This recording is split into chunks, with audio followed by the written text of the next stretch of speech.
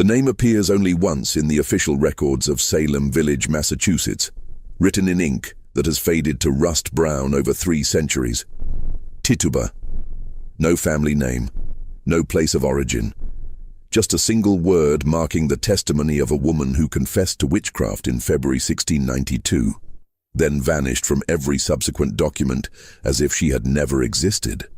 But here's what the sanitized history books don't tell you.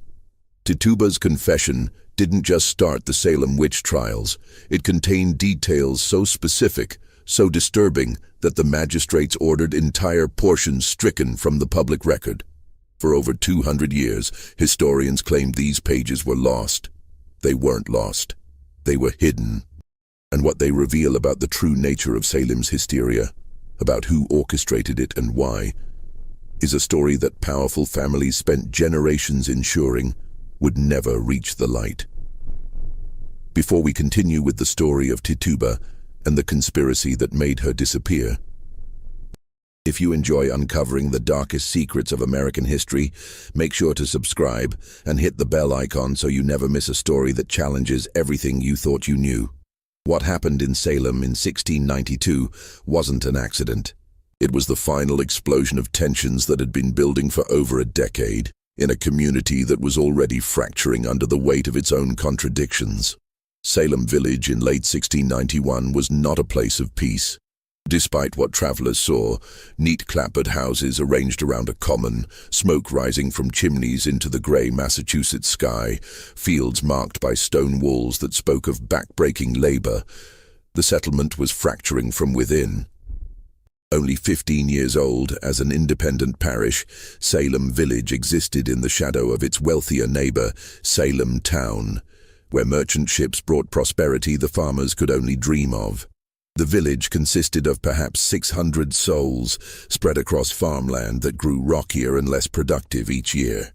Families who had arrived with high hopes found themselves struggling against thin soil, harsh winters, and the constant fear of raids from the north, where King William's War still raged against French and indigenous forces. The war had been devastating to the Massachusetts frontier. Since 1688, coordinated attacks by French forces and their Wabanaki allies had destroyed settlements throughout Maine and New Hampshire. Refugees flooded south, bringing tales of burning homes, captured families, and midnight massacres. Several families in Salem Village had taken in these refugees, hearing first-hand accounts of violence that fed a pervasive anxiety. The enemy could be anywhere, could strike at any time. This fear of invisible threats would prove crucial to what was coming. But it was the internal conflicts that truly poisoned Salem Village.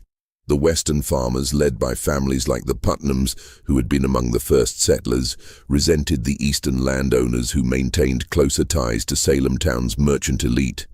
This wasn't merely economic jealousy. It was a fundamental disagreement about the community's identity. Were they independent farmers building a godly commonwealth? Or were they merely a rural appendage to the commercial interests of Salem Town?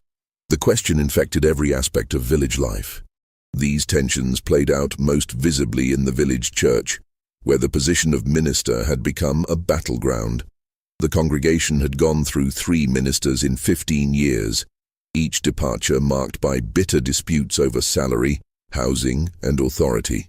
The Reverend Samuel Parris had arrived in 1689, the latest attempt to bring stability to a fractured community.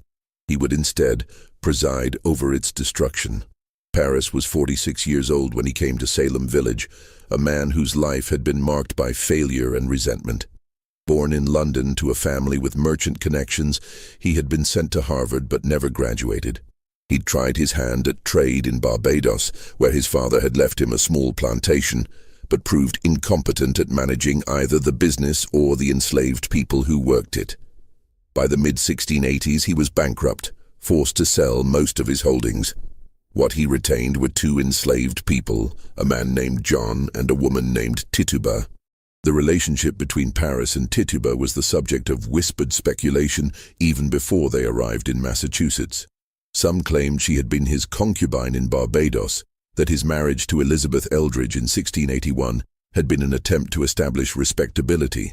There was no proof of this, but the rumors persisted. fed by the fact that Paris seemed to trust Tituba with responsibilities far beyond what was typical for an enslaved woman. She managed his household, had access to his papers, and was present during private family discussions. This unusual closeness would later seem significant. When Paris turned to ministry, it was less a calling than a last resort. The Puritan Church in Massachusetts was always short of educated ministers willing to serve in rural parishes, and Paris's partial Harvard education was enough to qualify him. He preached his first sermons in Salem Village in 1688, and after months of negotiation over salary and property rights, was officially ordained in November 1689. He brought with him his wife Elizabeth, their 3 children, Thomas, Elizabeth, called Betty, and Susanna, his orphaned niece Abigail Williams, and his 2 enslaved people. From the beginning, Paris's ministry was contentious. He preached sermons about invisible enemies and conspiracies against the righteous, sermons that grew darker as winter approached. He saw threats everywhere, in the congregation members who questioned his salary, in the farmers who resisted his authority, in the very land itself which seemed hostile to godly settlement. His worldview was fundamentally paranoid, dividing all people into the saved and the damned, with the latter far outnumbering the former. He told his congregation that Satan had established a kingdom in the wilderness surrounding them, that demons walked among them disguised as neighbors and friends. This rhetoric resonated with some villagers and repelled others. The Putnam family, led by Thomas Putnam and his brothers, became Paris's strongest supporters. They saw in him an ally against the Salem town faction and a voice for their vision of a pure, independent farming community. The Porter family and their allies, who maintained commercial ties to Salem town, viewed Paris as a divisive troublemaker. They withheld portions of his salary and challenged his right to own the parsonage and its land. By late 1691, the village was essentially split into 2 camps, with Paris's position growing increasingly precarious. It was into this poisonous atmosphere that Tituba disappeared each night, climbing the narrow stairs to the unheated attic room she shared with John. She was perhaps 30 years old, though no one had ever asked. Her skin marked her as different in a community that prided itself on English purity, though whether she was African, indigenous, or mixed, the villagers debated in whispers. Some claimed she was a Carib from the islands, others said she was African by way of Barbados, still others insisted she had Spanish or Portuguese blood. The truth was that no one knew, and no one cared enough to ask her directly. She was simply the Indian woman, or Paris's slave, her identity reduced to her status. Tituba spoke rarely and always in a peculiar accent that some claimed was Spanish, others Portuguese, still others a corrupted English picked up in the Caribbean. She had learned the language in Barbados, that much was known, before Paris purchased her and brought her to the frozen north. The transition must have been devastating, from tropical heat to New England winter, from a plantation with dozens of other enslaved people to isolation in a hostile village, from a place where her knowledge of herbs and healing was valued to one where such knowledge was viewed with suspicion.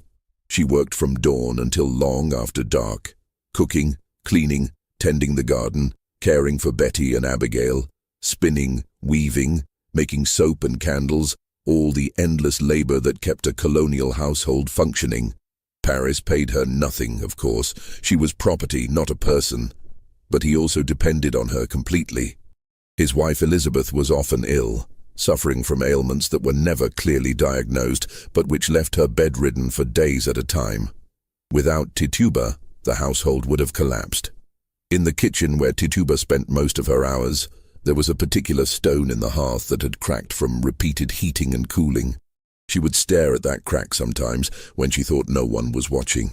The pattern resembled a bird in flight, wings spread wide. Those who noticed thought she was simple-minded, prone to daydreaming. They had no idea she was remembering. Remembering what exactly? The historical record is silent. But we can imagine. Perhaps a life before enslavement, before the Middle Passage, or the plantation, or the sail that brought her to Paris. Perhaps family, language, home, all the things that had been stripped away. Or perhaps she was simply planning. calculating, waiting for an opportunity that she knew would eventually come, because Tituba, as events would prove, was anything but simple-minded. The other person who spent significant time in the Paris household was Abigail Williams, Paris's niece. She was 11 years old in the winter of 1691-1692, orphaned under circumstances that were never clearly explained. Some said her parents had died in an Indian raid in Maine, others that they had succumbed to disease. Paris had taken her in out of family obligation, but he treated her more as a servant than a daughter.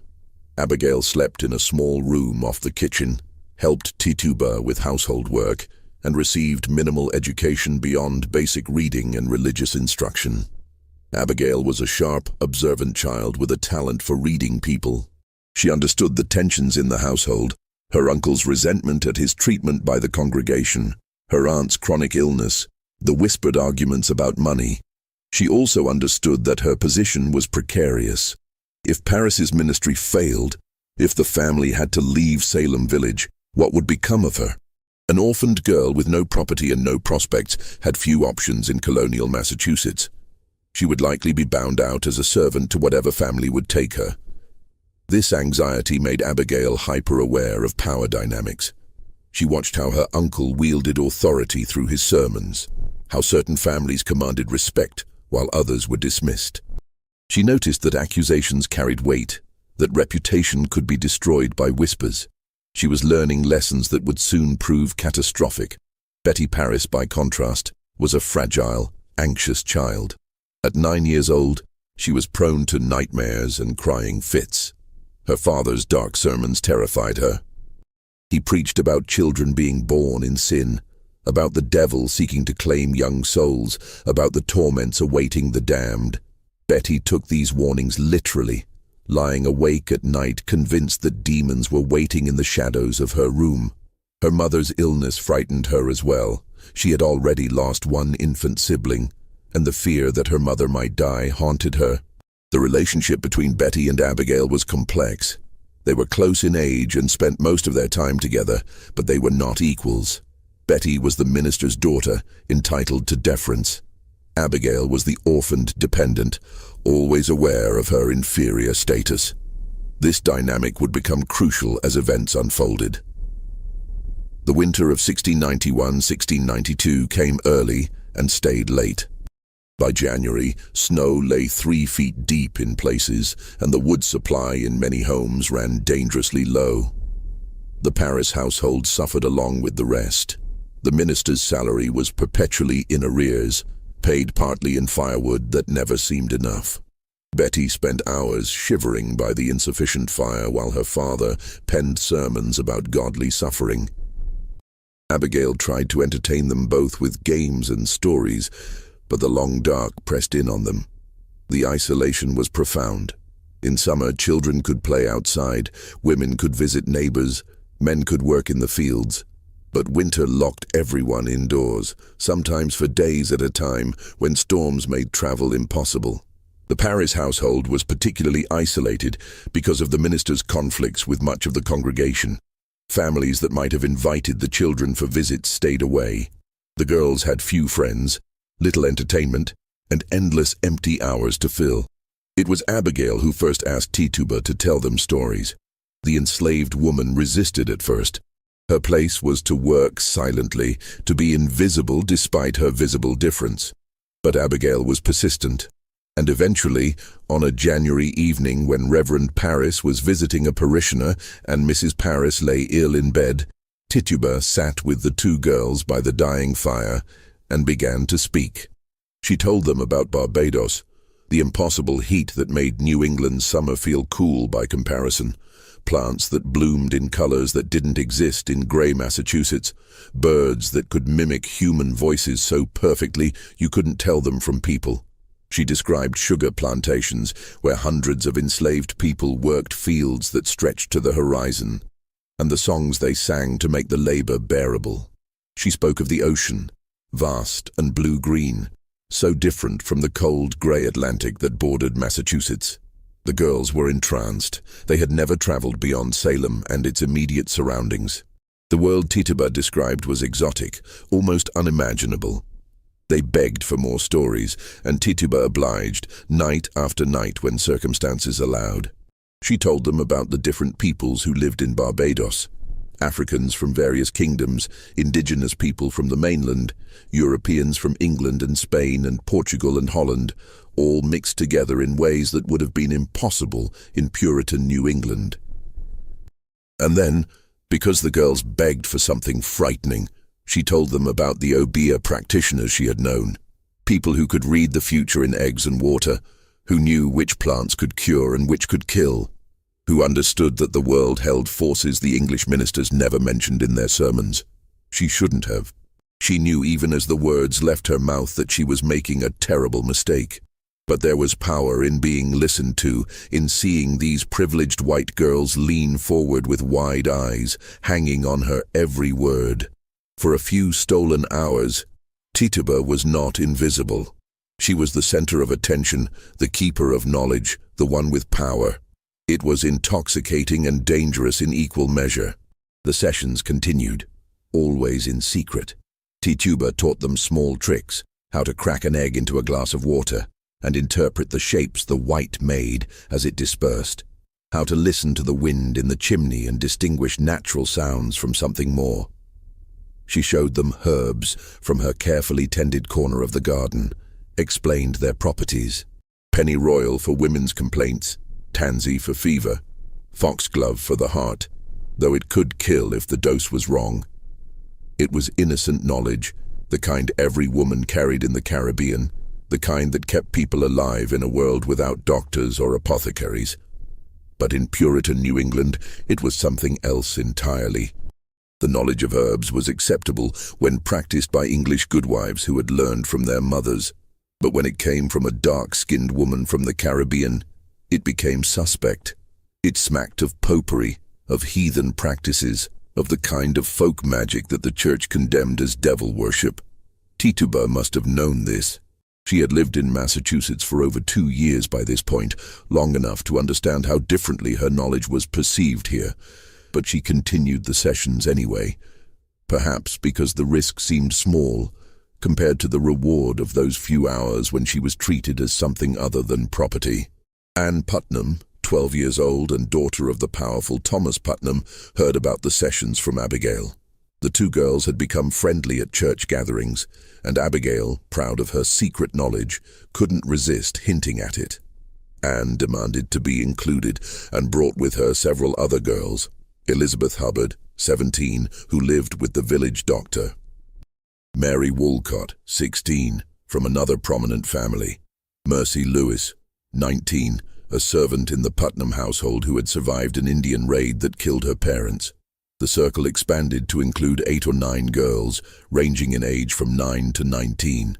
They gathered in the Paris kitchen on late January afternoons, ostensibly for prayer and needlework, but really to listen to Tituba describe a world so different from their frozen, restricted existence that it might as well have been another planet. They practiced the egg and glass divination, trying to see their future husbands in the shapes. They learned about herbs and their properties. They heard stories about people who could see the future, communicate with the dead, influence events through ritual and knowledge. For the girls, this was thrilling. Their lives were severely constrained by Puritan expectations. No dancing, no singing except psalms, no games, no frivolity. Their futures were predetermined. Marriage, childbearing, household labor, early death. The knowledge Tituba offered suggested other possibilities, other ways of having power and agency in a world that offered them none. What none of them knew was that Tituba was being watched. Reverend Parris had noticed the change in his daughter. A new animation in her eyes, whispered conversations with Abigail that stopped when he entered. He suspected youthful mischief, perhaps even the dangerous frivolity that could lead to dancing or singing, sins that could corrupt a young soul. He began to spy on his own household, listening at doors, watching through cracks in the floorboards from the room above. What he heard alarmed him. Tituba speaking about practices he recognized as witchcraft. His daughter and niece participating eagerly. other girls from the village involved. This was exactly the kind of corruption he had warned about in his sermons. Satan working through the most innocent-seeming vessels to establish his kingdom. But Paris didn't act immediately. He was a calculating man, always aware of his precarious position. An accusation of witchcraft was serious, potentially dangerous to the accuser if it couldn't be proven. He needed to be certain. He needed evidence. So he continued to watch and listen, gathering information, waiting for the right moment. That moment came in late January when Betty Paris began to have fits. They started as screaming nightmares that woke the household. The 9-year-old would sit bolt upright in bed, eyes wide but unseeing, and shriek about flames and demons. Mrs. Paris rushed to comfort her, but Betty seemed not to recognize her own mother. She spoke in a strange voice, sometimes crying out words that made no sense, sometimes going rigid and silent for minutes at a time. The fits progressed quickly. Soon Betty was having episodes during the day, crying out in pain, contorting her body into strange positions. She would suddenly freeze in the middle of a task, staring at something no one else could see. She complained of being pricked by invisible needles, of pressure on her chest that made it hard to breathe. She tried to throw herself into the fire and had to be physically restrained. Reverend Paris was initially convinced this was divine punishment for some sin in his household. He led hours-long prayer sessions, begging God to reveal what transgression had brought this affliction upon his daughter. But the fits only worsened. Betty began having convulsions, her body jerking violently. She made sounds like a dog barking or a cat hissing. She tried to bite people who came near her. The village doctor, William Griggs, was called. He was an elderly man with limited medical knowledge, trained through apprenticeship rather than formal education. He examined Betty thoroughly, checking for fever, looking for signs of disease, asking about her diet and habits. He found nothing physically wrong. Her pulse was strong, her color good, no signs of illness. Yet clearly something was terribly wrong. After several visits, Dr. Griggs spoke the words that would doom Salem. The evil hand is upon her. In the medical understanding of the time, this was a diagnosis of last resort. When no natural cause could be found for an illness, especially one involving strange behaviors and convulsions, supernatural causes were considered. The evil hand meant witchcraft. Someone was using occult means to torment the child. The diagnosis spread through the village like wildfire. The minister's daughter was bewitched. Satan had struck at the heart of the godly community. If the minister's own household wasn't safe, no one was. Within days, Abigail Williams began displaying similar symptoms. She had fits during which she screamed and convulsed. She claimed to see specters, ghostly figures that tormented her. She tried to run up the chimney, insisting she could fly. She spoke in voices that didn't sound like her own. The two girls' afflictions seemed to feed off each other, each episode triggering a response in the other.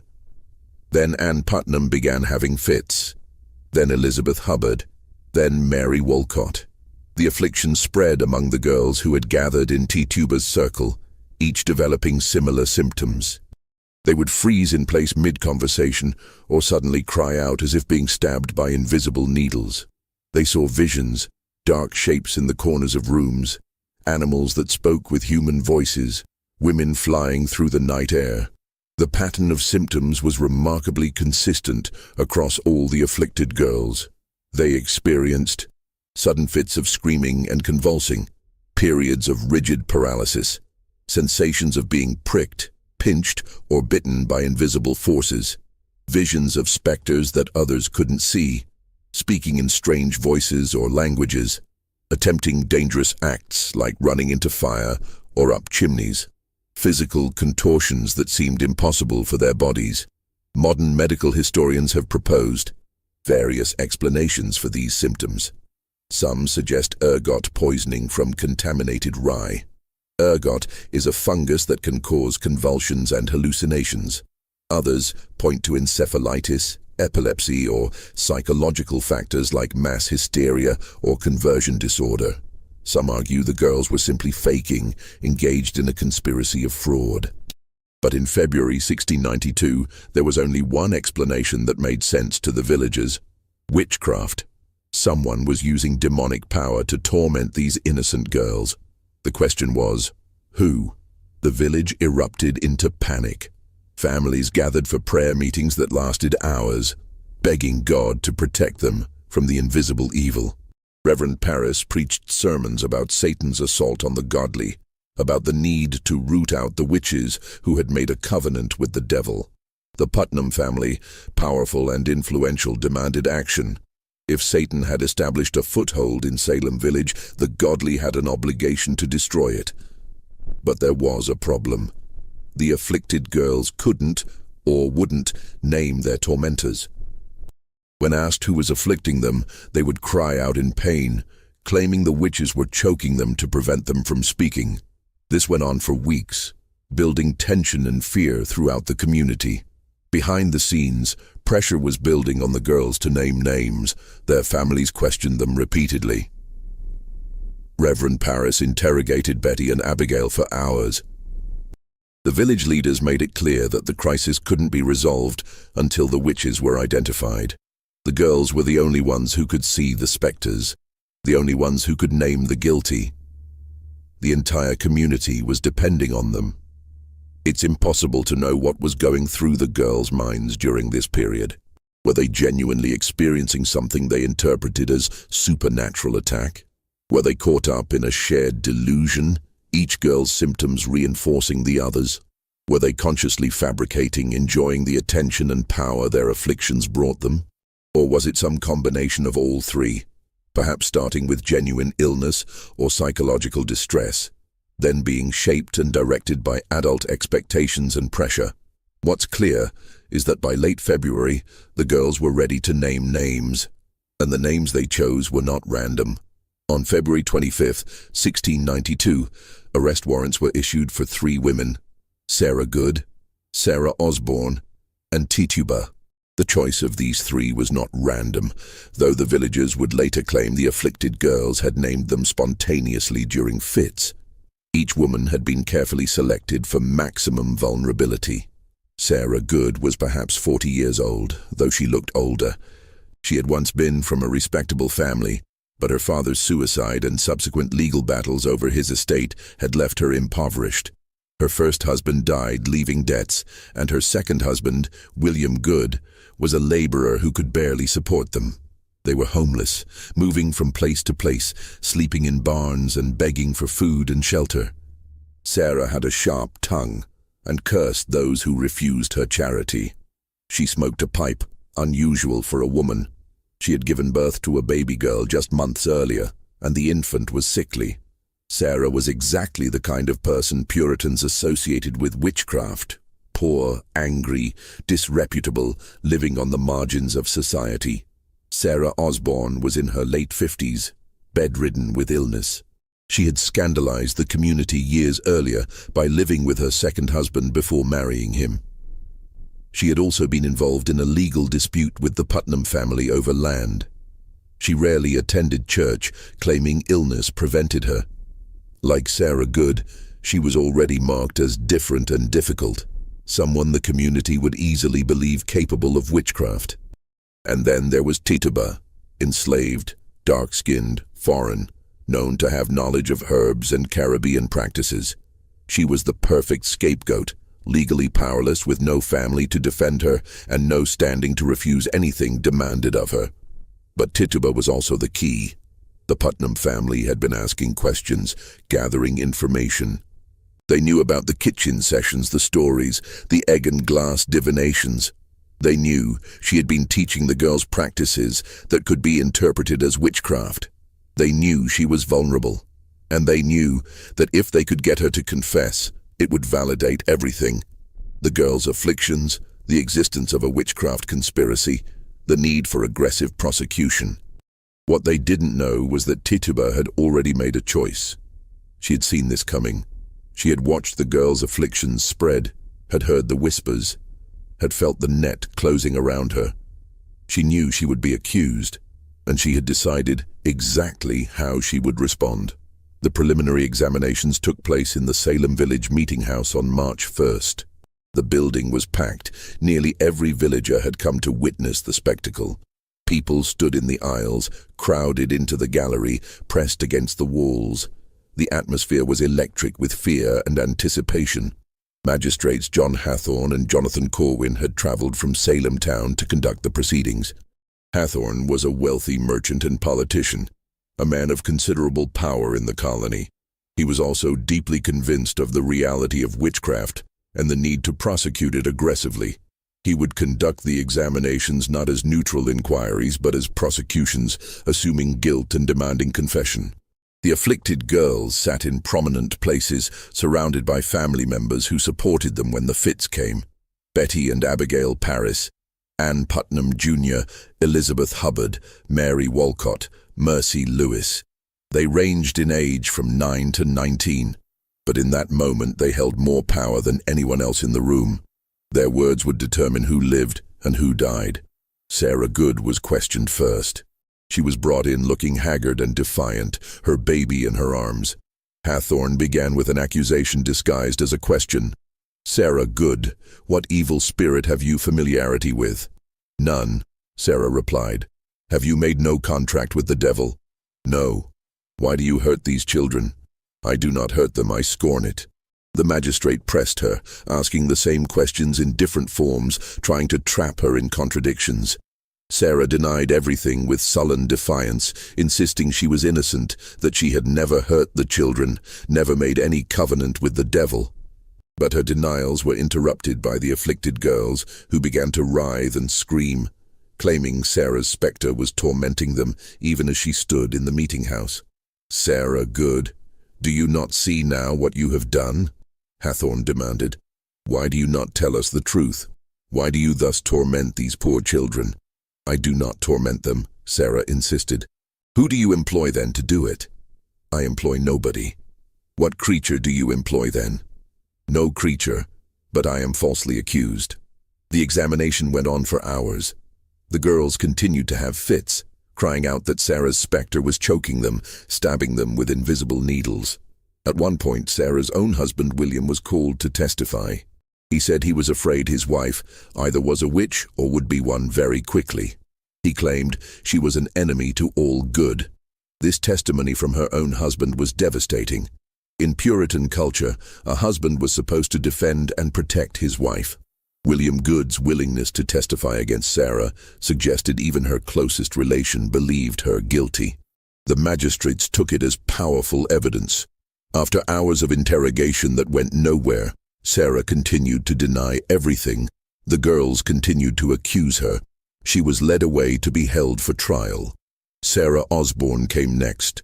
She was brought in on a chair, too ill to stand for long. She too denied all charges, growing increasingly desperate as the magistrates ignored her protests. She was sick, she pleaded, had been ill for months. How could she torment children when she could barely leave her bed? "The devil may appear in your shape and do mischief without your knowledge or consent," Hathorne suggested, introducing the concept of spectral evidence that would become central to the trials. The idea was that a witch's spectre, her ghostly form, could leave her body and torment people while she herself was elsewhere. This made it impossible to defend against accusations. An alibi meant nothing if your spectre could act independently. The afflicted girls convulsed. Abigail Williams shrieked that Sarah Osborne's spectre was pressing on her chest, suffocating her. Ann Putnam cried out that she saw Sarah's spectre with a yellow bird that was sucking between her fingers. The bird was supposedly a familiar spirit, a demon in animal form that served the witch. Sarah Osborne protested her innocence, but she made a fatal mistake.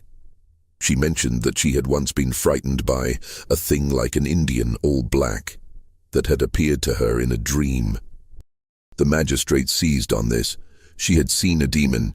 She had admitted to supernatural experiences. This was taken as evidence of her guilt. The old woman was dragged away, weeping, still protesting that she was innocent and had never hurt anyone. Then they brought in Tituba. She stood before the magistrates, a dark-skinned woman in a plain gray dress, her eyes downcast. Reverend Parris sat in the front row, his face rigid. He had beaten her the night before. she would later testify, demanding to know what she had done to his daughter. The welts on her back throbbed with each breath. She knew what they wanted from her. More importantly, she knew what they needed. The meeting house fell silent. Everyone leaned forward. This was the moment they had been waiting for. The examination of the foreign woman, the one who had brought her heathen practices into their godly community. Magistrate Hathorn asked the first question. Tituba, what evil spirit have you familiarity with? She raised her eyes and met his gaze directly. For a moment, she said nothing. The silence stretched. Then, in a clear voice that carried to every corner of the packed meeting house, she spoke. The devil came to me and bid me serve him. The meeting house erupted. Gasps, cries, people calling out to God. This was the first confession. After hours of denials from the other two women, here was confirmation that witchcraft truly walked among them. Here was proof that the girls' afflictions were real, that the devil was indeed operating in Salem Village. Hathorn leaned forward, eager. Who have you seen with the devil? And Tituba began to speak. She described a tall man from Boston dressed all in black who came to her and demanded she sign his book in blood. He appeared to her sometimes as a man, sometimes as a dog, sometimes as a hog. He showed her a book with 9 names written in it, though she couldn't read most of them. She saw Sarah Good's name there, and Sarah Osborne's. There were others too, but she didn't know who they were. What did the devil promise you if you would serve him? Hathorn asked. He said he would give me many fine things, Tituba replied. What did he want you to do? He wanted me to hurt the children. And did you hurt them? Here Tituba paused and tears began to stream down her face. He made me hurt them. I tried not to, but he was too powerful. He hurt me when I refused. She showed marks on her arms, bruises that could have been from anything but which she claimed were from the devil's punishments. The magistrates questioned her for hours that first day. The crowd listened, rapt. Tituba's testimony was everything they had hoped for and more. She described in vivid detail her encounters with the devil. He came to her at night, she said, appearing first as a tall man with white hair, dressed in black clothes like a minister. He told her she must serve him or he would kill her.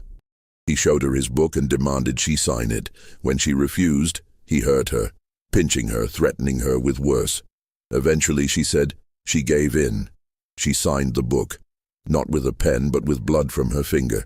The devil pricked her finger and she made her mark. After that, he had power over her. He commanded her to hurt the children, and she had to obey. How did you hurt them? Hathorn asked. He gave me things to use, Tituba said. Poppets, little dolls made of rags.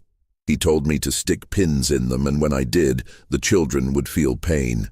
Where are these poppets now? I don't know. He took them away. Who else have you seen with the devil? I saw Sarah Good and Sarah Osborne. They were at a meeting with the devil. There were others too. A tall man with white hair and a woman with white hair. I don't know their names. This was crucial. Tituba was describing not just individual witches, but a conspiracy, a coven of witches meeting together with the devil. This confirmed the magistrate's worst fears. It wasn't just a few isolated cases of witchcraft. It was an organized assault on the godly community. Where did these meetings take place? Hathorn asked. At the minister's house, Tituba said, and the crowd gasped. They came at night, flying through the air. The devil brought them. How did they fly? On sticks, like poles. They rode through the air. Did you fly with them? Yes, Tituba admitted. The devil made me. We flew to Boston and back in one night. This detail, the flight to Boston, was particularly significant. It suggested the witchcraft conspiracy extended beyond Salem Village to the provincial capital. The threat was even larger than they had imagined. The examination continued into a second day, then a third. Each session drew larger crowds. People traveled from surrounding towns to hear Tituba's testimony. She became the star witness, the one who could reveal the full extent of the conspiracy. And with each telling, her testimony expanded. She added more details, described more encounters, implicated more people without naming them directly. She spoke of a yellow bird that the devil gave her as a familiar spirit. It would suck blood from between her fingers. A black dog that appeared to her and demanded she serve the devil. A red cat and a black cat that were also familiar spirits. Midnight rides through the air to witch meetings. A white-haired woman and a tall man with white hair who were also witches, though she didn't know their names. The Devil's Book, which had 9 names in it, suggesting there were 9 witches in total, operating in the area. She wept frequently during her testimony, insisting she wanted to return to God, that she had been forced into the devil's service against her will. She begged forgiveness, said she would tell everything she knew if it would help catch the other witches. It was brilliant in its way. Every detail she provided was vivid enough to seem true, but vague enough to be unverifiable. She gave the magistrates exactly what they wanted. Not just a confession, but proof of a vast conspiracy. The hysteria that would consume Salem over the next months had its foundation in those 3 days of testimony. But there was something else in Tituba's words. Something the magistrates didn't consciously register, but that the more astute listeners detected. She was describing real people. When she spoke of the tall man from Boston, certain families exchanged glances. When she mentioned the woman with white hair, whispers rippled through certain sections of the crowd. Tituba was settling accounts. Consider what she was doing. She was an enslaved woman with no legal rights, no property, no power. She had been beaten, threatened, accused of a crime that carried the death penalty. She could have simply denied everything, like Sarah Good and Sarah Osborne. But she had seen what happened to them. Their denials were ignored, they were assumed guilty anyway, and they would likely be executed. So instead, Tituba confessed. But she confessed strategically. She gave the magistrates a story that confirmed their beliefs about witchcraft, while also implicating people who had harmed her or whom she had reason to resent. The tall man from Boston in black clothes like a minister. That description could fit any number of merchants or officials who had visited Paris's household. The white-haired woman could be Sarah Osborne, yes, but also resembled other women in the village who had treated Tituba poorly. She was painting her accusations in broad strokes that allowed others to fill in specific faces based on their own grievances. And it worked. Over the coming months, as more people were accused, many of them matched descriptions Tituba had provided. She had given Salem a template for identifying witches, and the villagers used it enthusiastically. On the 3rd day of her examination, as her testimony wound down, Magistrate Hathorne made a crucial decision. Tituba's confession was so valuable, so detailed, that she would not be tried immediately like the other 2 women. Instead, she would be held as a witness against other suspects. They needed her testimony to build cases against the real conspiracy she had revealed. Tituba was led away to jail. She had saved her own life through her words, at least temporarily. Sarah Good and Sarah Osborne would eventually die. Sarah Osborne in prison of illness in May. Sarah Good hanged on Gallows Hill in July. But Tituba would survive, because she had given Salem what it needed. Not just a witch, but a doorway into a hidden world of evil. The problem was that the doorway, once opened, couldn't be closed. March 1692 bled into April, and the accusations multiplied like a plague. The afflicted girls, emboldened by the magistrates' belief in their sufferings and empowered by the attention their afflictions brought them, began naming names. And the names they chose revealed the true nature of what was happening in Salem Village. On March 11th, Martha Corey was accused. This was shocking. Martha was a full church member, a woman known for her piety and sharp intelligence. She had made the mistake of expressing skepticism about the girls' afflictions, suggesting they might be faking. She had also questioned whether spectral evidence should be trusted. After all, if the devil could appear in someone's shape without their consent, how could you prove guilt? Her skepticism made her suspect. The logic was circular and inescapable. Only a witch would question the reality of witchcraft. Only someone in league with the devil would doubt the girls' testimonies. Martha's intelligence and independence, qualities that might have been admired in a man, made her dangerous as a woman. When Martha was brought in for examination on March 21st, the afflicted girls put on their most dramatic performance yet. They mimicked her every movement. When she shifted her weight, they shifted theirs. When she bit her lip, they cried out that they were being bitten. When she wrung her hands, they screamed that their hands were being wrung.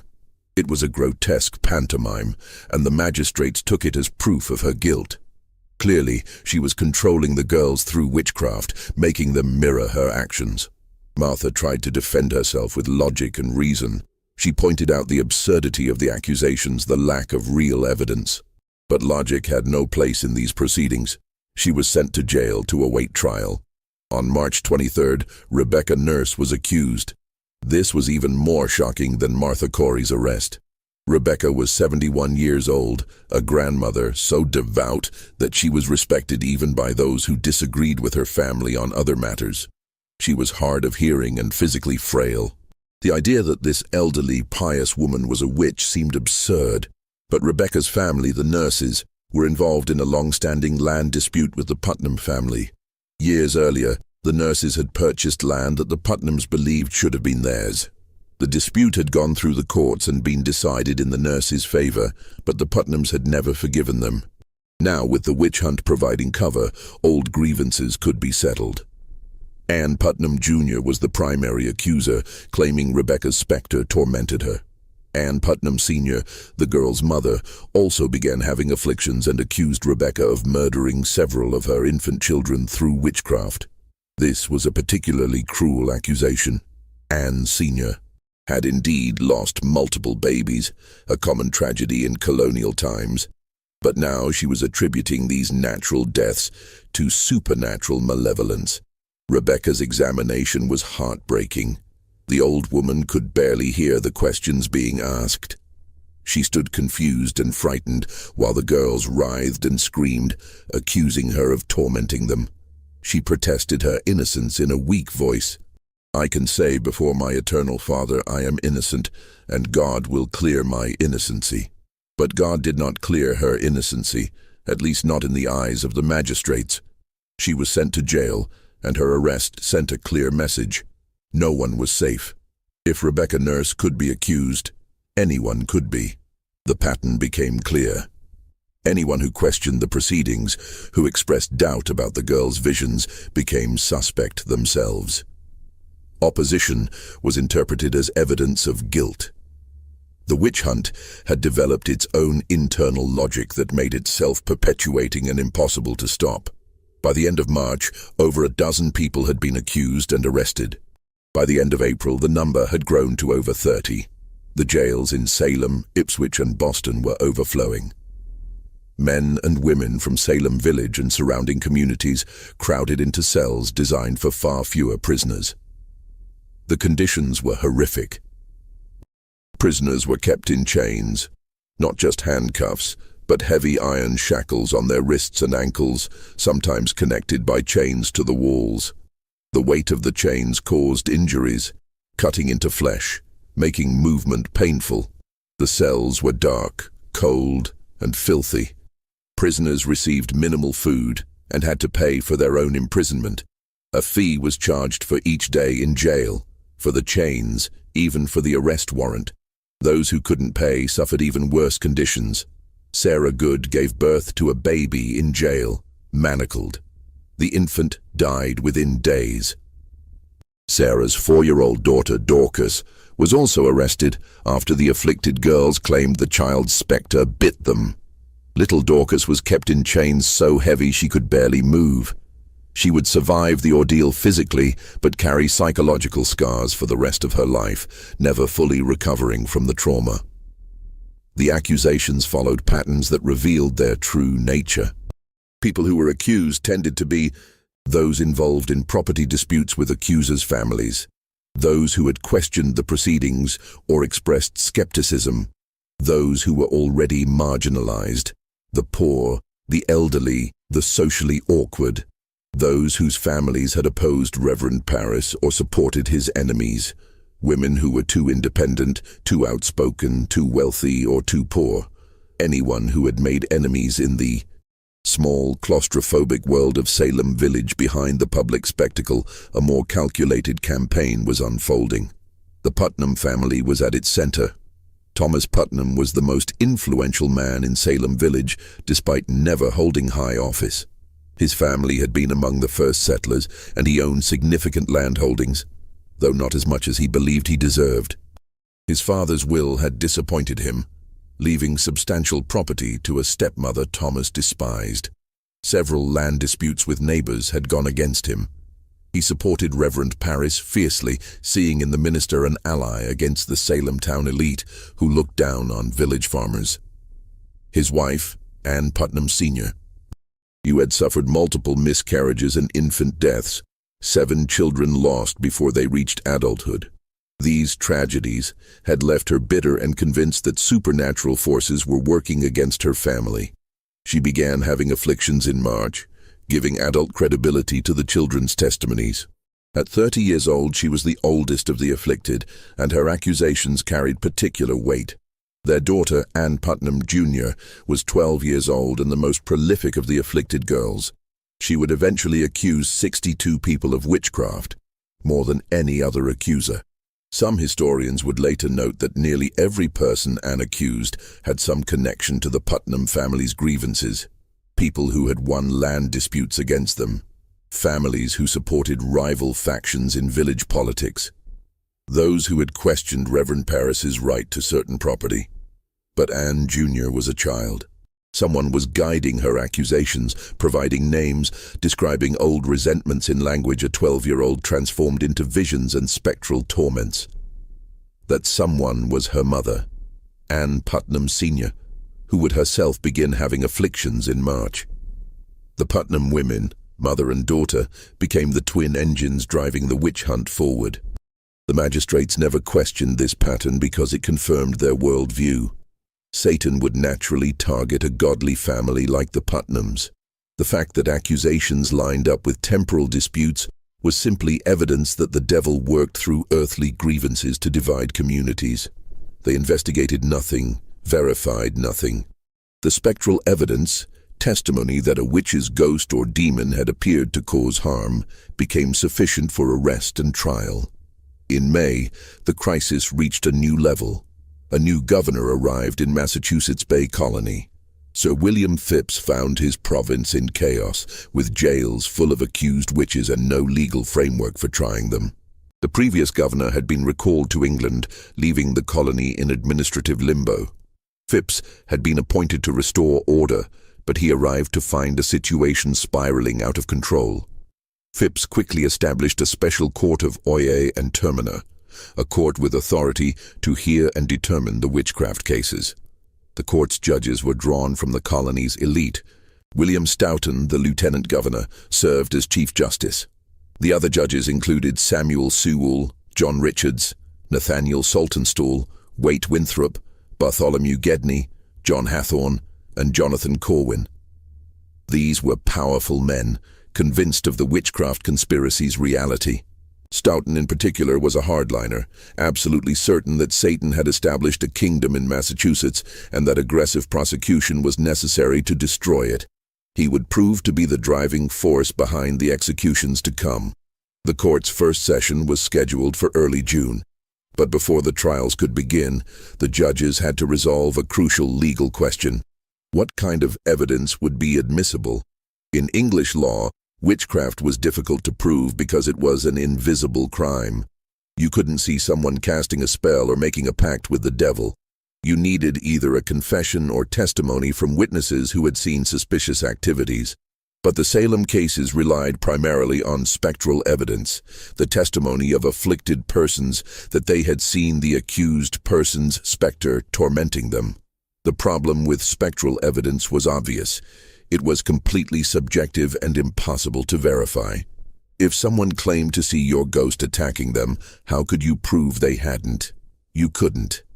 The only defense was to deny it, but denial was taken as further evidence of guilt. It was a perfect trap. Some ministers and legal authorities expressed concerns about spectral evidence. Most notably, several Boston ministers wrote a letter urging caution, pointing out that the devil might appear in the shape of innocent people to deceive the afflicted. If that was possible, then spectral evidence alone couldn't prove guilt. But the judges, led by Stoughton, decided to allow spectral evidence. They reasoned that God wouldn't permit the devil to appear in the shape of innocent people. That would be too deceptive, too contrary to God's justice. Therefore, if someone's spectre was seen tormenting the afflicted, that person must have given the devil permission to use their shape, which meant they were guilty. This decision sealed the fate of everyone accused. With spectral evidence admissible, conviction was almost inevitable. The afflicted girl's visions, which couldn't be verified or challenged, became the primary evidence. And the girls, realizing the power they held, used it freely. The first trial was held on June 2, 1692. Bridget Bishop stood before the court of Oyer and Terminer, accused of witchcraft. Bridget was about 60 years old, a tavern keeper known for colorful dress and sharp tongue. She had been married 3 times, unusual for a woman of her era. She wore red bodices and other bright clothing that Puritans considered immodest. Her tavern was a place where people drank and played games like shovelboard, activities the more strict Puritans frowned upon. She had been accused of witchcraft once before, years earlier, though the charges had been dropped. Now she faced accusation again, and this time the court was determined to convict.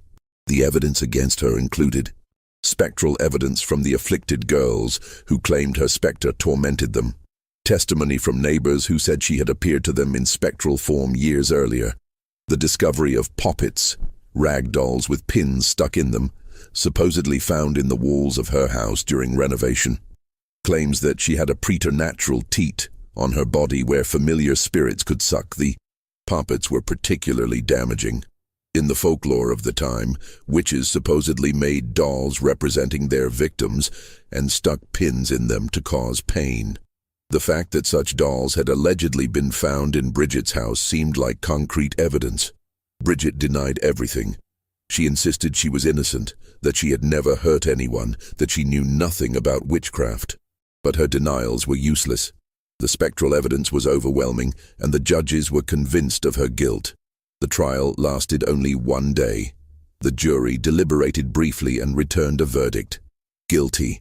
Bridget Bishop was hanged on June 10, 1692, on a rocky outcrop that would become known as Gallows Hill.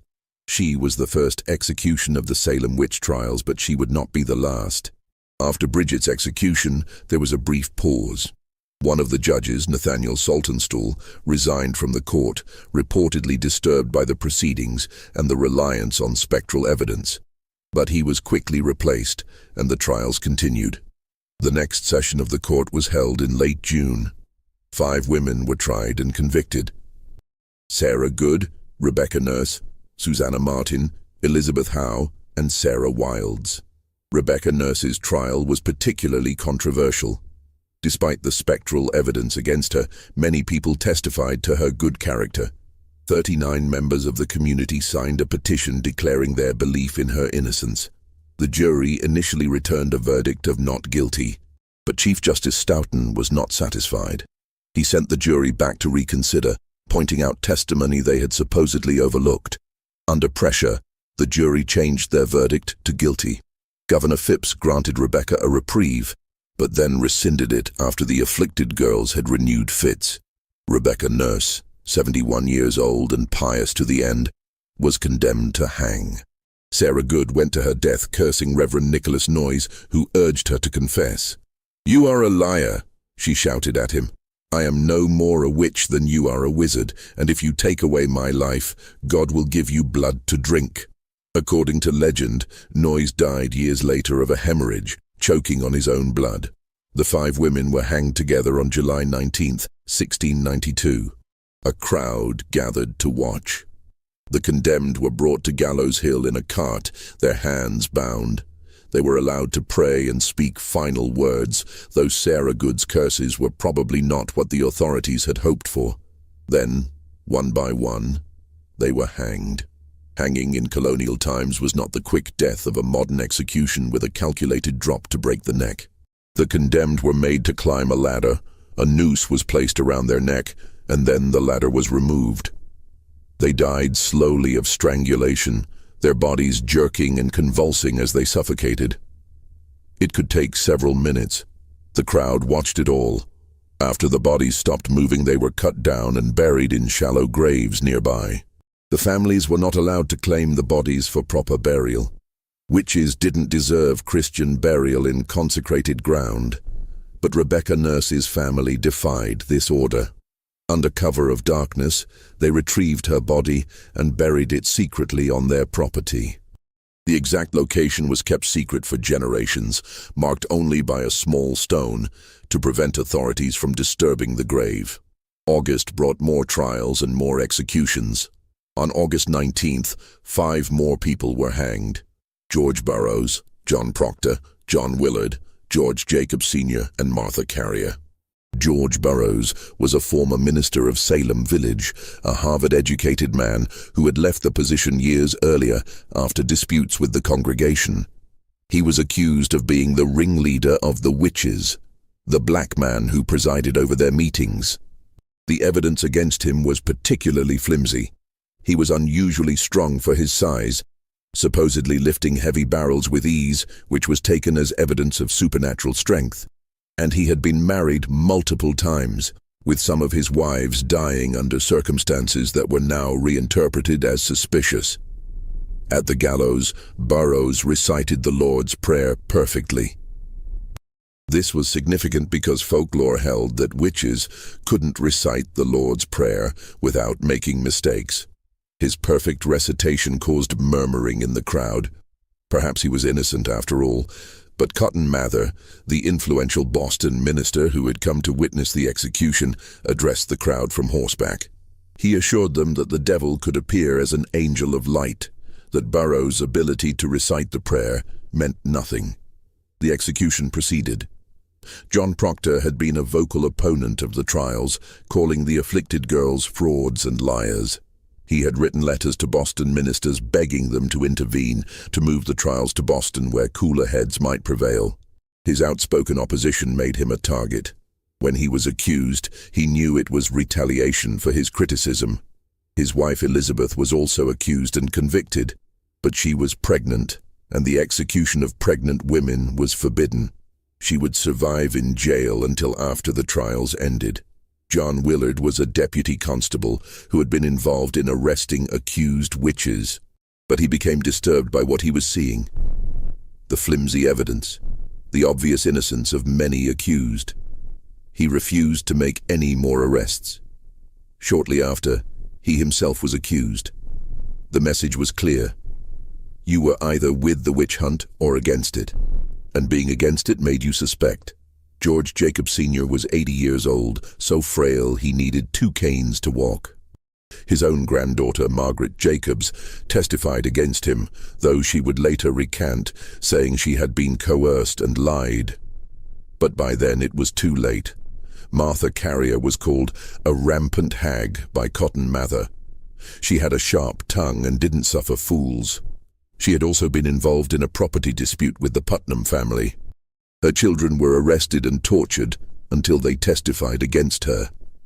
Faced with seeing their children in chains and threatened with worse, several accused witches' children gave false testimony against their own parents.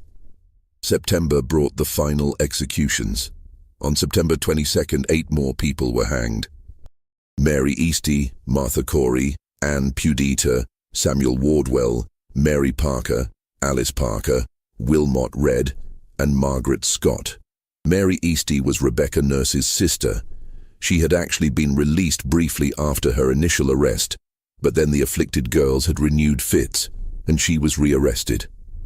She wrote a petition to the judges that stands as one of the most eloquent documents of the trials. I petition to your honors not for my own life, for I know I must die, and my appointed time is set, but that no more innocent blood may be shed. I would humbly beg of you that your honors would be pleased to examine these afflicted persons strictly and keep them apart some time, and likewise to try some of these confessing witches. I, being confident, there is several of them has belied themselves and others. She was asking the judges to do what they should have done from the beginning. Test the afflicted girls' testimonies, separate them to see if their stories remained consistent. Question the confessions that had been obtained through coercion and torture. But her petition was ignored. She was hanged with the others. Martha Corey, the church member who had questioned the proceedings, went to her death maintaining her innocence. Her husband, Giles Corey, had already died in a particularly horrific manner. Giles was 80 years old, a cantankerous farmer who had initially supported the trials, but then turned against them when his wife was accused. He himself was accused shortly after. But Giles refused to enter a plea. He wouldn't say guilty or not guilty. Under English law, a person who refused to plead couldn't be tried. This was a problem because if he wasn't tried, his property couldn't be confiscated. Giles was protecting his son's inheritance. The authorities had a solution: peine forte et dure, hard and forceful punishment. Giles was stripped and laid on the ground. A board was placed on his chest, and heavy stones were piled on top one by one. The weight was meant to force him to enter a plea, but Giles refused. For 2 days he lay under increasing weight, his ribs cracking, his breathing becoming more labored. Witnesses said that when the sheriff asked him to plead, Giles' only response was, "More weight." He died on September 19th, crushed to death, never having entered a plea. His property passed to his sons. It was a final act of defiance, and it came at a terrible cost. By the end of September, 19 people had been hanged, 1 had been pressed to death, and at least 5 more had died in prison. Dozens more awaited trial. The jails were overflowing. Families were destroyed.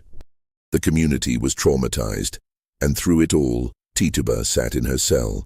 The magistrates had lost interest in Tituba as more exciting suspects emerged. They had her confession on record. They didn't need her testimony for subsequent trials. Her detailed confession had served its purpose. It had validated the existence of a witchcraft conspiracy and provided a framework for understanding the afflictions. But once that framework was established, Tituba herself became irrelevant. Reverend Paris, who legally owned her, refused to pay her prison fees. In the bizarre accounting of the time, an accused person had to pay for their imprisonment, a fee for each day in jail, for the chains, for the food, such as it was, even for the arrest warrant. If found guilty and executed, their property was seized to pay these fees. But Tituba had confessed, then provided information, putting her in a strange legal limbo. She was guilty but useful, enslaved but unpaid for. Paris's refusal to pay her fees was effectively abandoning her. He could have paid the fees and retrieved his property, but he chose not to. Perhaps he couldn't afford it. His salary was still in arrears, and he was struggling financially. Perhaps he was ashamed of her, embarrassed that his own enslaved woman had been the first to confess to witchcraft. Or perhaps he simply wanted to forget she existed, to erase this reminder of how the whole nightmare had started. In the dim jail cell, Tituba had time to think. She shared space with other accused women, and she listened. She heard their stories, their protests of innocence, their confusion about who had accused them and why. A picture emerged in those whispered conversations, one that Tituba had suspected but now confirmed. The accusations followed a pattern of property disputes, family rivalries, and petty grudges elevated to cosmic significance. Rebecca Nurse's family had been involved in land disputes with the Putnams. John Proctor had publicly called the afflicted girls frauds. Martha Corey had questioned the proceedings. George Burroughs had left Salem Village years earlier under contentious circumstances. On and on, each accusation could be traced to some mundane conflict, now recast as spiritual warfare. Tituba understood because she had initiated this pattern. Her testimony had been strategic from the beginning. The tall man from Boston, she described, wore clothes similar to those worn by wealthy merchants who had, on occasion, visited Reverend Paris before he moved to Salem Village, men involved in business disputes with him. The white-haired woman resembled Sarah Osborne, yes, but also bore characteristics of other women who had treated Tituba poorly. She had painted her accusations in broad strokes that allowed others to fill in specific faces based on their own grievances. She had weaponized the magistrate's fears and the community's paranoia, and it had worked beyond her darkest imaginings. But by autumn, the trials were beginning to collapse under their own weight. The problem was that the accusations kept expanding. Too many people had been accused, including increasingly prominent citizens. Wives of merchants were named. Ministers' relatives were accused.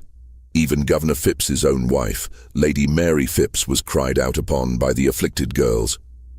This was a turning point. When the accusations reached the very top of colonial society, the men in power suddenly became much more skeptical.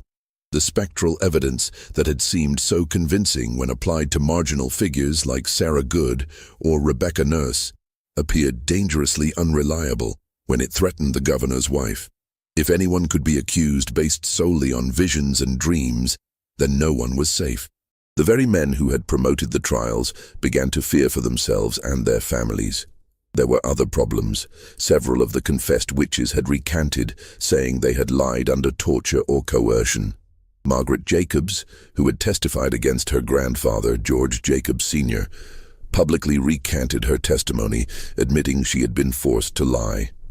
She wrote, "They told me if I would not confess I should be put down into the dungeon and would be hanged, but if I would confess, I should save my life."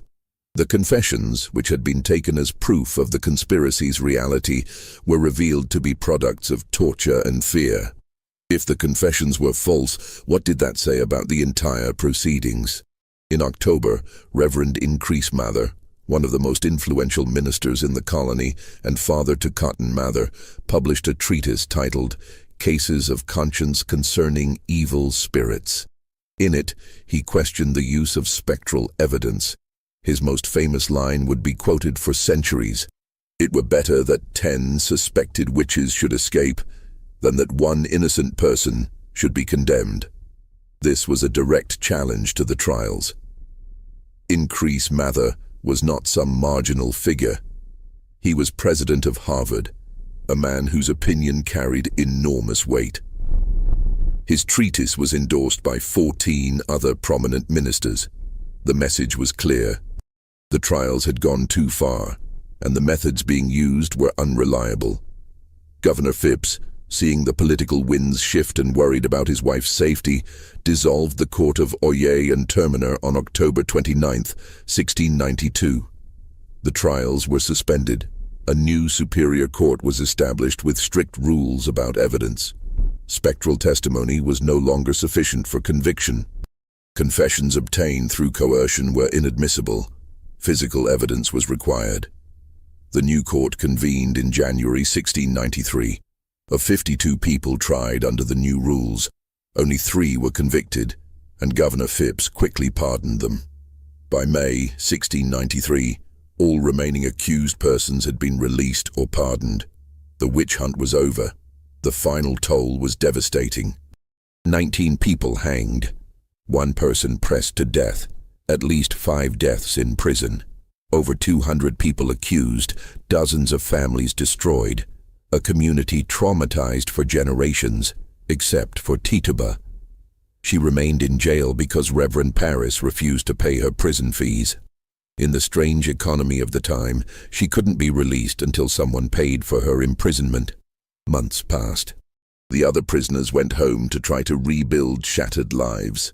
Families sought restitution for loved ones executed or imprisoned. The community struggled to understand what had happened, how neighbors had turned on each other with such venom.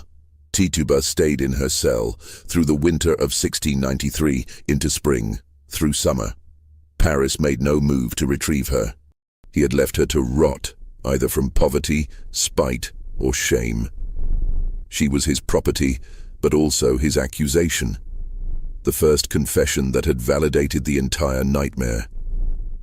Perhaps he couldn't face her. Perhaps he simply wanted to forget she existed. The conditions of her continued imprisonment were harsh. By this point, she was alone. The other accused had been released or executed. She was kept in chains in a cold, dark cell. She received minimal food. No one visited her. She had been forgotten by everyone except the jailer who charged daily fees for her imprisonment. In April 1693, 13 months after her arrest, an unknown person paid Tituba's prison fees. The amount was £7, a substantial sum, equivalent to several months' wages for a laborer. The jail records note only paid in full, with no name attached.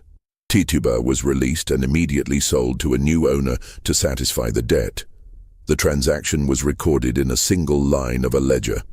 Tituba, Indian woman, sold to name illegible for £7.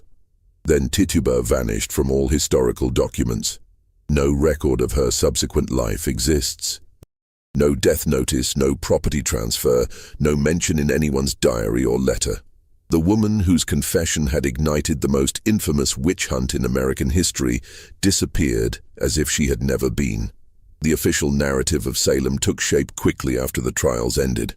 It was a mistake, the authorities claimed. A tragic delusion, perhaps caused by fraud or mass hysteria, exploited by scheming accusers. The judges issued formal apologies, though they were careful to say they had acted in good faith based on the evidence presented. Samuel Sewall, one of the judges, made a public confession of error in 1697, standing in church while his apology was read aloud. He was the only judge to do so. William Stoughton, the Chief Justice who had been the driving force behind the executions, never apologized and maintained until his death that the trials had been justified. The afflicted girls, as they grew older, largely remained silent. Most married and lived quiet lives, never publicly discussing their role in the trials. Ann Putnam, Jr. did eventually apologize publicly in 1706 when she joined the Salem Village Church. Her confession was carefully worded.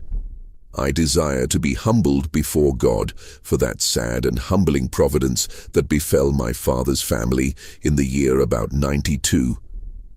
That I, then being in my childhood, should, by such a providence of God, be made an instrument for the accusing of several persons of a grievous crime, whereby their lives were taken away from them, whom now I have just grounds and good reason to believe they were innocent persons, and that it was a great delusion of Satan that deceived me in that sad time."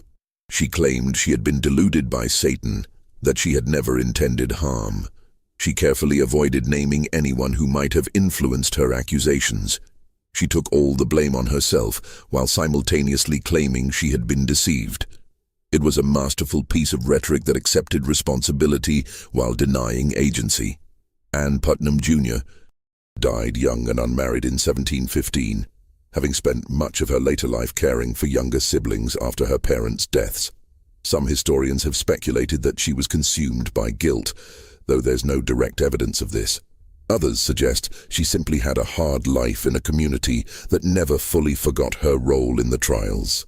Reverend Samuel Parris was forced out of Salem Village in 1697 after years of contentious battles with his congregation.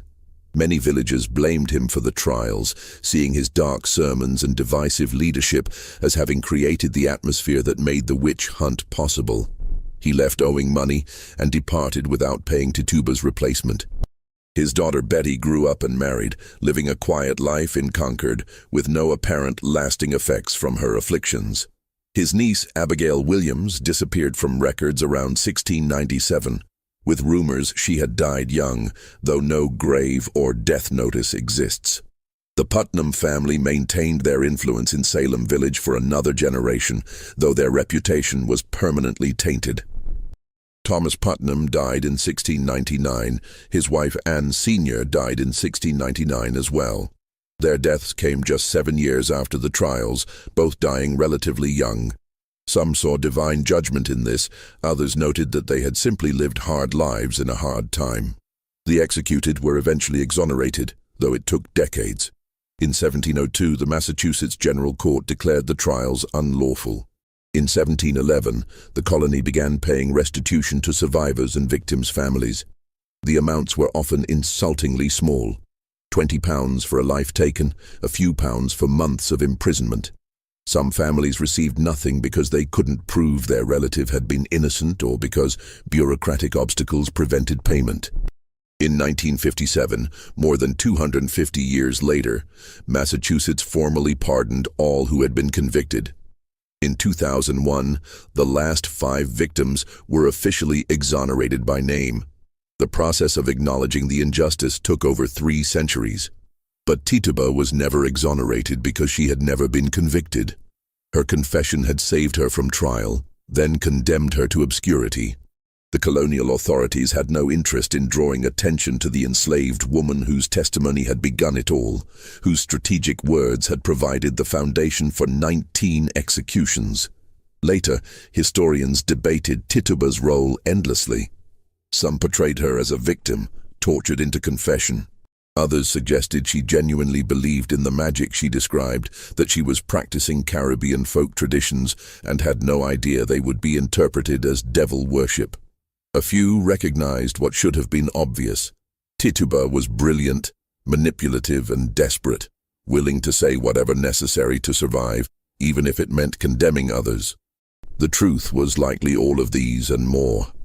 Tituba had been stolen from her homeland, enslaved, dragged across the ocean to a frozen land where she was isolated and abused. When Reverend Parris beat her and demanded to know what she had done to his daughter, she had a choice. Maintain innocence and likely be executed as Sarah Good and Sarah Osborne would be, or confess and give the magistrates what they craved. She chose survival. And in crafting her confession, she was careful, so careful, to implicate people who had harmed her, even as she left details vague enough to be interpreted broadly. That tall man from Boston could have been any number of people. The white-haired woman might have been anyone the listeners wanted to see. Tituba had opened a door and let Salem's own darkness pour through it. The resentments, the land disputes, the religious paranoia, the social hierarchies, all of it dressed up in tales of devil worship and spectral torment. But the document trail suggests something even more disturbing. In 1957, a historian researching the Salem trials at the Massachusetts Archives discovered a collection of documents that had been misfiled for over 2 centuries. Marion Starkey was working on her book, The Devil in Massachusetts, when she found them. A folder marked simply Salem Miscellaneous that contained original transcripts of Tituba's examinations.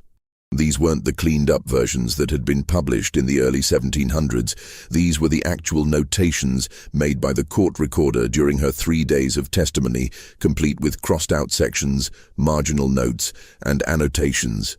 What Starkey found was shocking. Tituba's testimony had been substantially edited before being made public.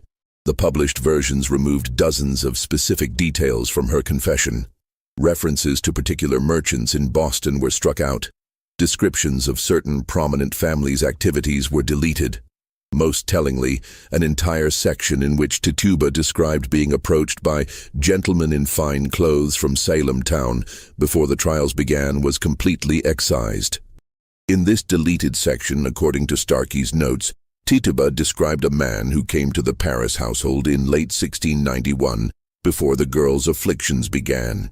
He spoke with Reverend Parris privately, but Tituba overheard parts of the conversation. The man was discussing the problem of the village and those who oppose godly order. He mentioned specific families by name, families that would later be targeted in the witch hunt. Tituba's testimony suggested this man had essentially provided Parris with a list of enemies, people who were causing problems for certain interests in Salem town. When Tituba was later forced to confess to witchcraft, she incorporated this man into her narrative as one of the witches she had seen. But the magistrates, recognizing who she was describing, had that section removed from the public record. Starkey wrote about these discrepancies in her book, but she framed them as evidence of Tituba's coaching rather than what they actually suggested. Tituba had known things, specific things about powerful people in colonial Massachusetts. Her testimony threatened to expose not just petty village disputes, but connections to the provincial elite. The documents disappeared shortly after Starkey's research. The archives claimed they had been returned to a private collection and were no longer available for study. No historian has been able to examine them since. Marion Starkey herself became notably silent on the subject in her later years, refusing to discuss the specific passages she had found. In interviews late in her life, she would change the subject when asked about the deleted sections of Tituba's testimony. What was in those deleted sections? What did Tituba actually know? Consider the timeline. Tituba arrived in Salem Village with Reverend Parris in 1689. Parris had been a merchant in Barbados before becoming a minister, a failed merchant by most accounts who turned to the clergy when his business ventures collapsed.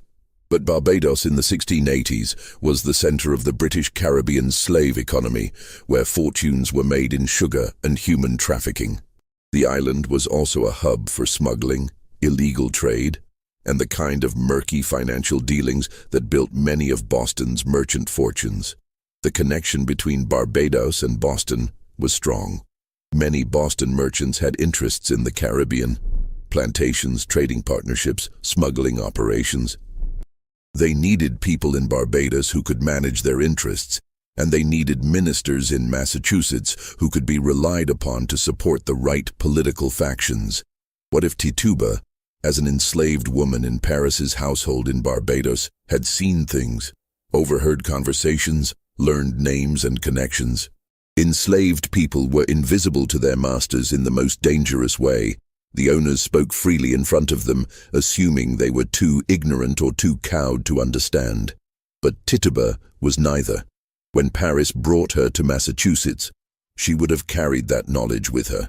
She would have seen the same men who visited Parris in Barbados now visiting him in Salem Village.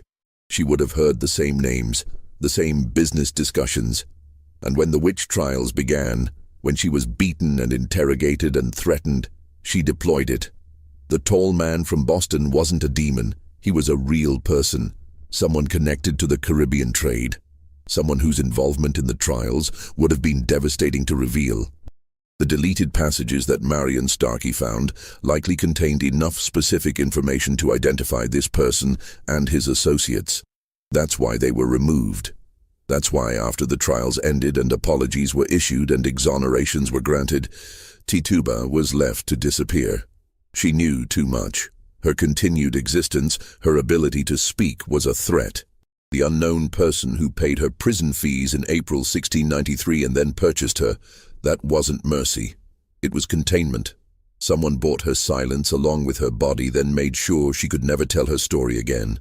Salem Village tried to forget. The meeting house where the examinations took place was eventually torn down. The homes of the executed were sold off. The accusers married and had children and told them nothing of what they had done. The village itself was renamed Danvers in 1752, perhaps hoping a new name would erase the old stain. But in the quiet hours, people remembered. They remembered the screaming girls and the crowded courtroom. They remembered neighbors led away in chains. They remembered the bodies hanging on Gallows Hill, and they remembered that it had all started with an enslaved woman's confession. Over the years, stories circulated. Travelers passing through claimed that on certain nights, you could still hear screaming from the old jail. Others said the site where Gallows Hill had been, its exact location now lost, deliberately obscured, was perpetually cold even in summer. These were the expected ghost stories, the kind that attach to any site of tragedy. But there were other stories, quieter ones, that never made it into the history books. Stories passed down through families who had been in Salem during the trials, whispered across generations. One such story concerned a woman matching Tituba's description, who appeared in Portsmouth, New Hampshire in the late 1690s. She was enslaved to a merchant family there, and people noted she never spoke of her past. She worked in the household, tended the garden, knew herbs and their uses. She died in 1702 of smallpox, and was buried in an unmarked grave. The family that owned her paid for an unusually secure coffin, one with an iron lock, though she had died of disease and posed no risk to anyone. Why would they lock her coffin? What were they afraid she might do even in death? Another story placed Tituba in Rhode Island, working for a Quaker family who treated their enslaved people with unusual kindness. This Tituba supposedly told her story late in life to a young woman in the household who wrote it down but never shared it publicly.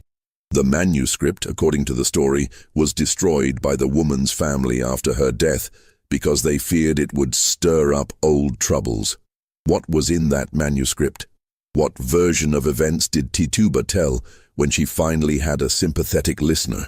A third account came from a Boston merchant's diary entry from 1695, discovered in the 1920s and quickly returned to private hands. The merchant wrote about encountering a Caribbean woman at the docks who approached him and called him by a name he hadn't used since his time in Barbados. She smiled at him, he wrote, and said, "The tall man from Boston remembers, I think." Then she disappeared into the crowd. The merchant never mentioned her again in his diary, but his entries from that point forward grew increasingly anxious, filled with references to old sins and divine judgment. He died in 1698, relatively young, of what was described as a wasting illness.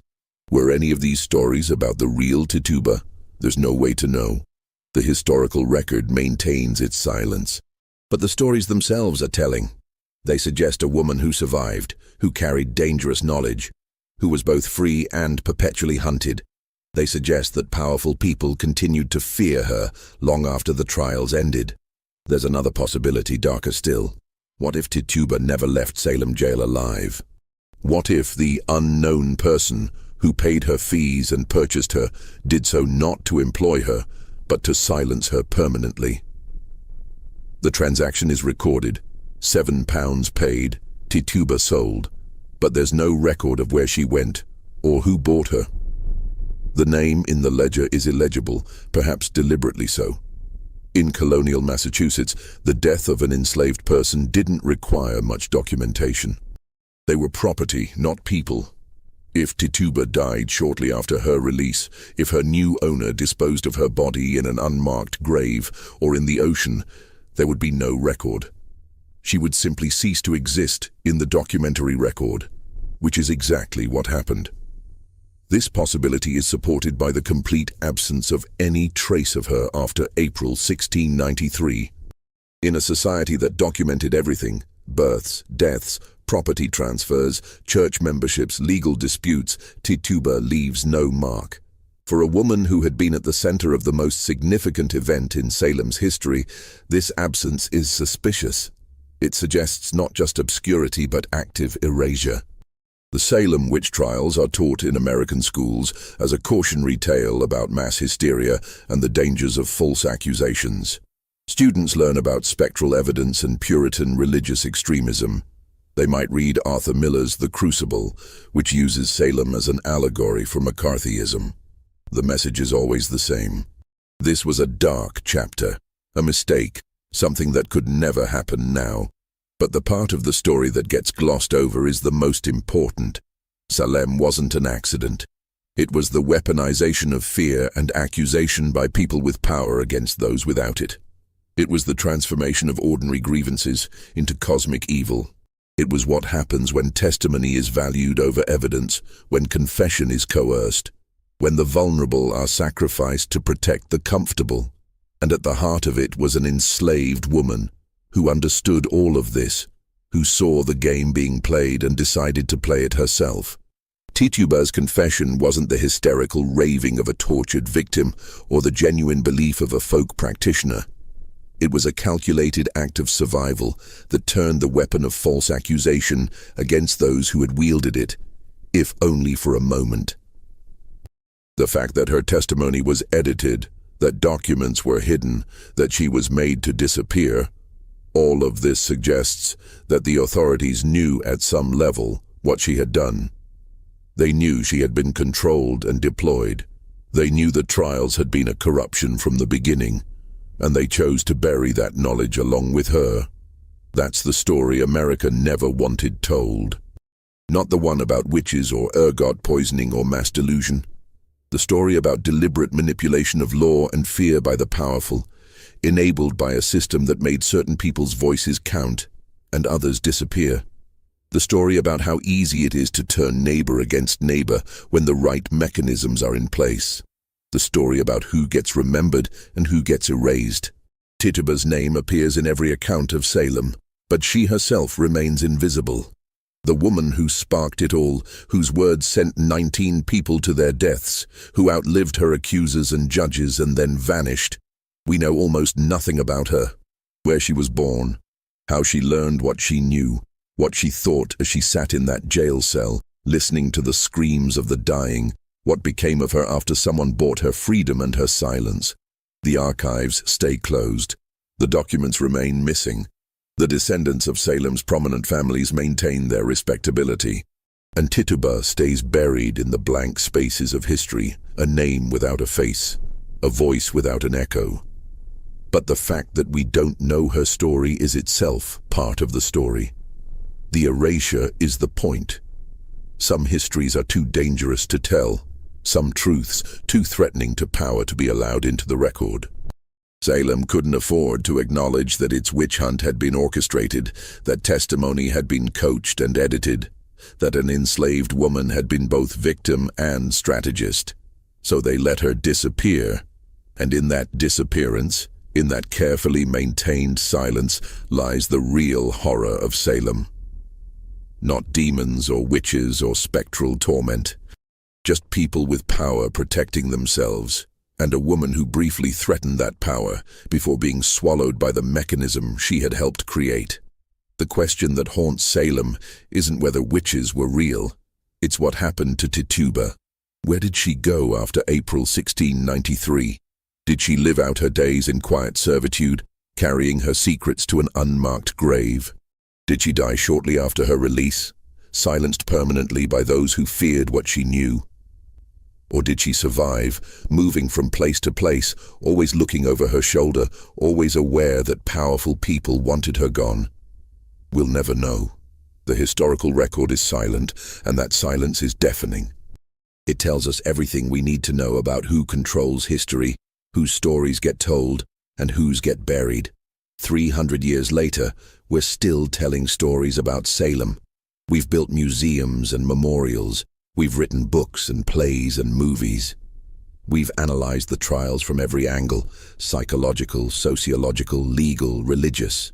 But we still don't know what happened to the woman who started it all. Maybe that's intentional. Maybe some stories are meant to stay buried. Maybe the real lesson of Salem isn't about the dangers of superstition or the importance of due process. Maybe it's about power. Who has it, how they use it, and what they'll do to keep it. Tituba understood power. She understood that in a world where she had none, the only weapon available was words. So she used them, carefully and strategically, to survive. And for a brief moment, she had more power than anyone in Salem.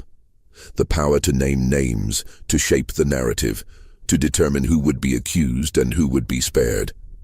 But that power was temporary and dangerous. The moment she was no longer useful, she became a liability. And liabilities get eliminated. That's the story America never wanted told. Not because it's about witchcraft or Puritans or colonial Massachusetts, but because it's about now. About how power works, about who gets to speak and who gets silenced, about whose stories matter and whose disappear. Tituba's story matters. Not because she was innocent. She wasn't by any reasonable measure. Her confession, however strategic, contributed to the deaths of innocent people. But her story matters because it reveals the machinery of oppression, the way systems of power use the vulnerable against each other, the way truth gets buried when it threatens the comfortable, and the fact that we still don't know what happened to her, that her fate remains a mystery after 3 centuries, tells us that the machinery is still running. The archives are still closed. The documents are still missing. The powerful are still protecting themselves. Some ghosts don't haunt houses, they haunt history. And Tituba's ghost haunts every gap in the record, every missing document, every unanswered question about Salem. She's there in the silence, in the things we don't know and aren't allowed to know. Maybe that's the most terrifying thing about Salem. Not what happened, but what we're still not allowed to understand about what happened. Not the executions, but the erasure. Not the witch hunt, but the cover-up. And at the center of it all, invisible and inescapable, is a woman whose name we know but whose story we don't. A woman who spoke words that changed history, then disappeared into the silence that history creates for people like her. Tituba, no family name, no place of origin, no grave, no ending. Just a name in the records, and a void where her life should be. That void is the story. That silence is the truth. And it's still speaking, if we're willing to listen. What do you think of this story? Could Tituba have been silenced to protect powerful families, or was her disappearance just the tragic fate of countless enslaved people whose stories were never recorded? Leave your comment below, and if you want to discover more hidden stories from America's darkest chapters, make sure to subscribe and turn on notifications. History has a way of burying the truths that matter most, but we're here to dig them up.